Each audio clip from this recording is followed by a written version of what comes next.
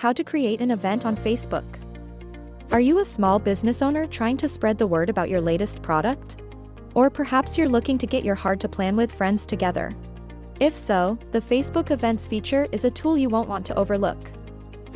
Key takeaways. Creating an event on Facebook is straightforward and effective. Here's how. Look at the left menu, find Events, click Create Event, fill out the details, and click Create Event. Go to your page, click on the three dots, select Create Event, fill out the necessary details, and then click Create Event.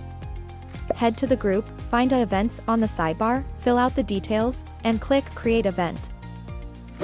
Introduction. Creating an event on Facebook can help you achieve your goals, whether that's promoting a product or coordinating a gathering with friends. While the feature has been around for years, it is often overlooked. By utilizing Facebook events, you can effectively reach your audience and make planning simpler. So, whether you're organizing a small get-together or a major promotional event for your business, you can leverage this feature to ensure everyone gets the information they need. Want to learn more? Subscribe our YouTube channel.